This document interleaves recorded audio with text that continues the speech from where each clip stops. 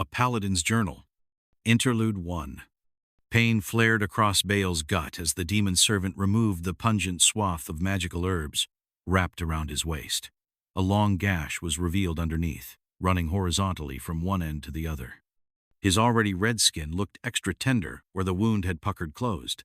He could only see the front of his abdomen, but he knew the scar would look the same whichever angle you viewed it from. "My lord, should I—" Baal spun his hand, testing his core strength, and the head of the old physician exploded like a muskmelon. He considered. "Decent work. You are dismissed now."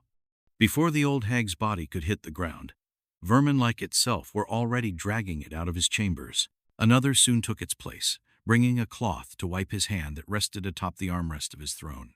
"Retrieve my belt," Baal spoke, feeling his anger returning, and the new servant demon rushed out, shouting orders to get it done. It took 4 demons to carry it over to him, and he was tempted to execute them all for their sheer weakness, but refrained.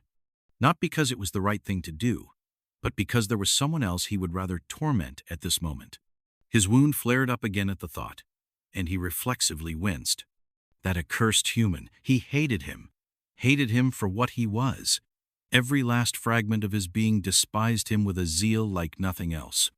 He reached out his hand toward his metallic belt and caressed it, feeling the 3 gems set in it. 2 of them were spent. His anger flared again. Even that was his fault. 85 years ago, he had to spend one to stay alive after that wretched human had cut him in 2. Such indignity, such humiliation. He had been left bleeding out on the battlefield, his army dead, defeated, or scattered left to rot, to be fed to carrion as if he were some lowly minor demon and not the bronze general himself, commander of all the 9 Hells' forces. Even though the wish from the belt had kept him alive that day, it took nearly a century for him to recover from the wounds. His body and organs had to reknit. Whatever magic that human scum had used prevented serious healing, forcing him to rely on his body's natural regenerative abilities. It had felt like forever, but he had returned now, fortunately, just as the hand had finally decided to make its move. The army he'd gathered in hiding all these years would be undefeatable, joined by the Hansdro and orcs, but that was a concern for later. He smiled. Now that he was healed, he would gladly spend the last charge as well on that human. The last wish. Last time, that human had refused his offer of alliance, choosing instead to stand and fight. This time, he'd made sure the human would not get a choice.